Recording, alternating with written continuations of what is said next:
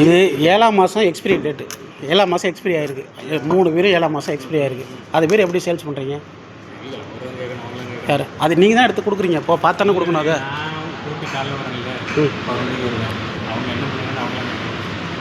இல்லை இப்போ லாஸ்ட்டாக தம்பி வர சொல்கிறாங்க. இருங்க, இப்போ 3 பேர் வாங்கிட்டு போனாங்க. 3 பேருமே 7ஆம் மாதம் எக்ஸ்பிரி டேட்டு. புளிக்குது. அது எப்படி புளிக்குதானே? உடம்புக்கு ஏதாச்சும் என்ன பண்ணுறது? இவ்வளோ காசு கொடுத்து வாங்குவோம் நீங்கள் அசால்ட்டாக. யார் ரெஸ்பான்சிபிள் அதுக்கு? இப்போ யார்கிட்ட பேசணும் அதுக்கு? பைசா கொடுக்குற மாட்டேன். இல்லைண்ணா, இப்போ காசு இப்போ வாங்கிட்டு போய் நாங்கள் குடிச்சது ஏதாவது ஆயிருந்தானே என்னென்ன பதில்? பைசா கொடுத்துறீங்க, ரைட், ஓகே. இப்போ நாங்கள் வாங்கிட்டு போய் ஏதாவது ஆயிருந்தா யார் பதில் அதுக்கு? இல்லை, எக்ஸ்பிரி டேட் போடுறது கிழிக்கிறதுக்கான்னு கேட்குறேன். பாரு டேட்டை பாரு.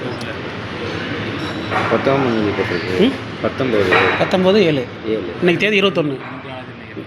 எப்படி இந்த பேர் சேல்ஸ் பண்ணுறீங்க? சேல்ஸில் நீங்கள் தானே இருக்கீங்க. எக்ஸ்பிரி ஆனதை எப்படி நீங்கள் உங்களுக்கு யார் இல்லை பர்மிஷன் யார் உங்களுக்கு? எம்டி இல்லைண்ணே, எக்ஸ்பிரி ஆனதை சேல்ஸ் பண்ணலாமா? நீங்கள் வந்து எது பண்ணக்கூடாது தெரியுது, பண்ணக்கூடாது. சரி, கீழே இருக்க தர்மா இருக்காருல்ல, அவர் வார்த்தை கேட்டுங்க. இல்லை, அவர்கிட்ட கேட்குறது இல்லைண்ணா. இப்போ நீங்கள் சேல்ஸில் இருக்க நீங்கள் இப்போ வேறு யாருக்கு இப்போ ரெஸ்பான்ஸாக இல்லைன்னா நாங்கள் ஒவ்வொரு தடவை எம்டிக்கோ மேனேஜர் தஞ்சாவூர் போகிறாங்க. சரி, பேர் எடுக்கிறதுக்கு கொடுங்க, அதையும் கொடுங்க. நான் பட்டுக்கோட்டையிலேருந்து பேசுகிறேன், தெய்வநாயகம். நம்ம ஸ்டாஃப் ஒருத்தவங்க இங்கே வேலை பார்க்குற ஒர்க் ஷாப் பசங்க 2 பேரும் இங்கே RRRனு சின்னையா கடத்தரில் இருக்கு பாருங்க, அங்கே அந்த பாருக்கு போய் பியர் வாங்கி சாப்பிட்ருக்காங்க. சரி, போய் சாப்பிட்டு கசப்பாக இருக்குண்ணே, ஒரு மாதிரியாக வாந்தி வர மாதிரி இருக்குன்னாங்க. சரி, என்ன விஷயம் அப்படின்னு சொல்லிட்டு போய் பார்த்த டேட்டு எக்ஸ்பிரி டேட் இருக்கு.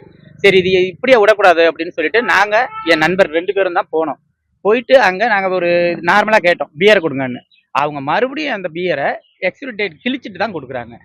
சரி, இந்த மாதிரி தான் கொடுப்பீங்களாண்ணா, இதை எங்கள்கிட்ட கேட்கக்கூடாது, மேனேஜர்கிட்ட கேளுங்க, ஓனர்கிட்ட பேசுங்க. இந்த மாதிரி ஒரு சரியான ஒரு பதிலே இல்லை சார். பெரிய பில்டிங்கு, பெரிய நிர்வாகம் எல்லாம் பண்ணுறாங்க, ஒரு ரெஸ்பெக்ட் இல்லை.